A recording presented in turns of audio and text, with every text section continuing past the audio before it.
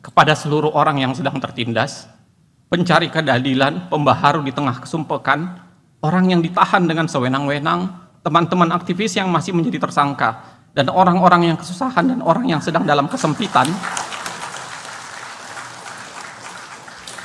Semoga saya tetap istiqomah mempersembahkan kepada mereka. Bagi saya, menjadi profesor itu relatif hanya persoalan administratif, tapi memiliki sikap dan kiprah intelektual dan tanggung jawab sebagai seorang profesor sesungguhnya relatif sulit. Dari Noko Kiroyan dan Profesor Valina Singka Subekti. Di Pusat Kajian Anti Korupsi ada beberapa nama: Toto Dwidiantoro, Hasrul Halili, Wika Harisa, Zainur Rahman, Yuris Reza, maupun Andra, begitupun Mbak Ngadimers, Mbak Sriatun, dan Mbak Novi. Di komunitas Caksana tentu saja ada Mbak Zaki dan Hifzil Alim, begitupun di komunitas teman-teman kreatif minority di Yogyakarta seperti Pak Busro Mukodas yang mantan pejabat negara tapi gaya tetap bersahaja, Eko Riyadi, Eko Prasetyo, tukang kobar-kobari Eko Prasetyo ini, Profesor Fatul Wahid, rektor yang sangat keren dari UII, Profesor Iwan Satriawan, Profesor Suparman Mazuki, Profesor Amalinda Safirani, Budi Santoso, Rahmat Muhajir, maupun model pengacara baik macam Zahru Alkom, Mas Jazuli Zobari, Bang Jalema Slemek, dan hal-hal lainnya, dan nama-nama lainnya.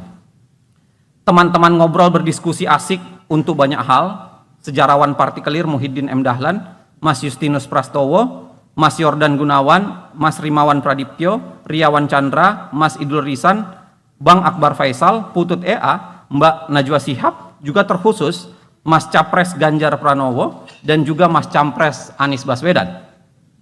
Keduanya sudah berdiskusi bahkan jauh sebelum diajukan sebagai Capres di tahun 2024. Saya menjadi saksi bahwa mereka punya mimpi untuk Indonesia, karenanya mimpi itu sering ditebarkan dalam diskusi dalam berbagai keadaan. Dalam isu ketatanegaraan, saya bertemu teman-teman keren yang saya rasa urat keberaniannya sudah putus. Teman-teman Constitutional dan Administrative Law Society, komunitas ini berisi aktivis yang kita hampir berjumpa dalam semua upaya advokasi. Ada nama Bivitri Susanti, Herdiansa Castro, Herlambang Periwartraman, Yanca Rizona, Riko Ariwibowo, Titi Anggreni, Charles Simabura, Fadli Ramadhanil, dan Ferry Amsari. Nama ini laparnya pada keadilan hampir sama dengan laparnya pada makanan. Begitupun nama-nama yang mengkonversinya menjadi karya perlawanan di jalanan, tulisan di layar film, tulisan maupun di layar film, Macan dan Dilaksono, Farid Gaban, Ustadz Farid, Om Vici, Om John, Mas Ben, dan Mas Yusuf.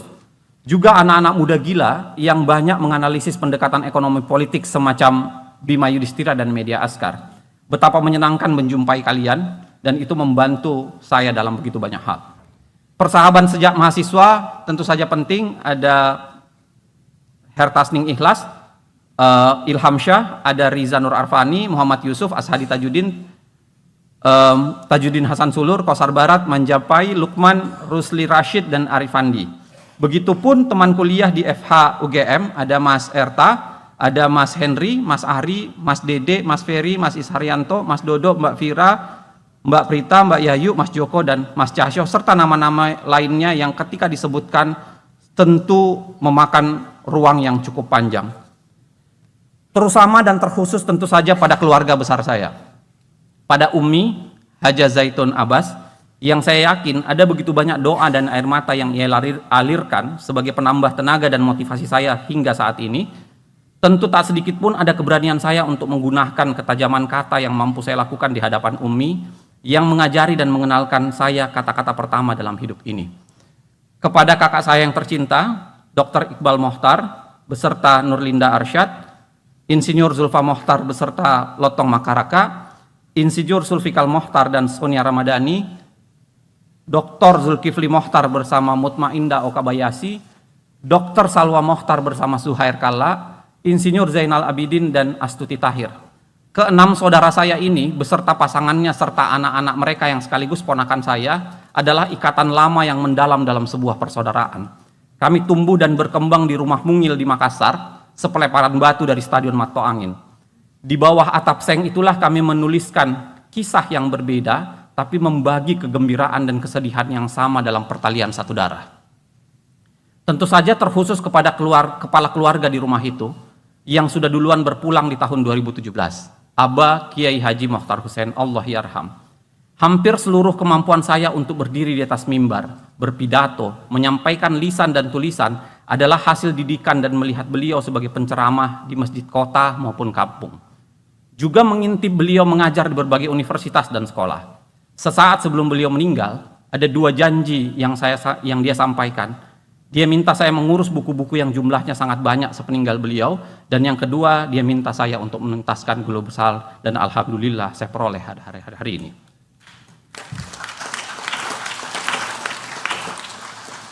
Doa saya terkhusus di hari ini kepada beliau, semoga Allah mengampuni dosa-dosanya, merahmatinya, memaafkan segala kesalahannya, kemudian ia diberikan rahmat, ampunan dan syafaat. Saya bersaksi bahwa ia telah menjadi sebaik-baik bentuk yang mungkin dari orang tua, ayah, guru, dan pelindung bagi dirinya dan keluarganya.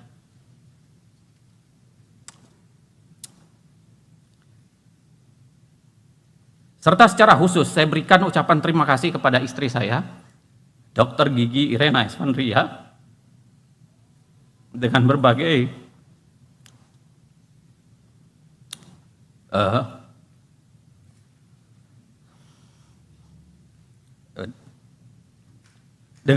love language yang dia curahkan.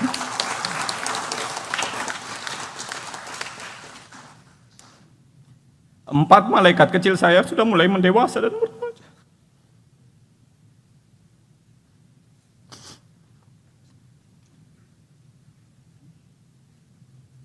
Ada Zahra Aurelia, Zahwa Priscilia, Muhammad Izan Aristo, dan Muhammad Izar Shirazi.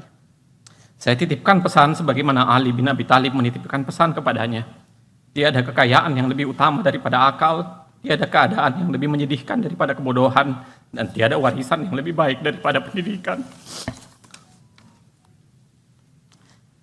Tentu saja juga kepada mertua saya, Ibu Kustinah Jailani, ucapan terima kasih yang tak terbatas, yang mungkin tidak mampu saya ucapkan satu persatu di pidato ini. Terakhir, kepada seluruh orang yang sedang tertindas, pencari keadilan, pembaharu di tengah kesumpekan, orang yang ditahan dengan sewenang-wenang, teman-teman aktivis yang masih menjadi tersangka, dan orang-orang yang kesusahan dan orang yang sedang dalam kesempitan,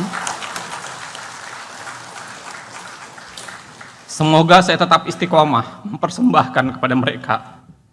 Bagi saya, menjadi profesor itu relatif hanya persoalan administratif, tapi memiliki sikap dan kiprah intelektual dan tanggung jawab sebagai seorang profesor sesungguhnya relatif sulit. Saya punya harapan para profesor mau menjadi intelektual organik yang mau bekerja untuk mereka.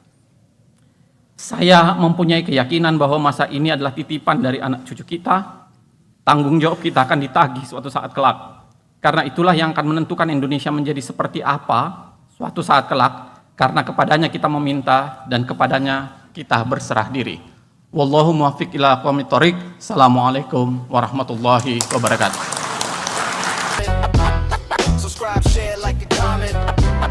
Subscribe, share, like and comment. Subscribe, share, like and comment.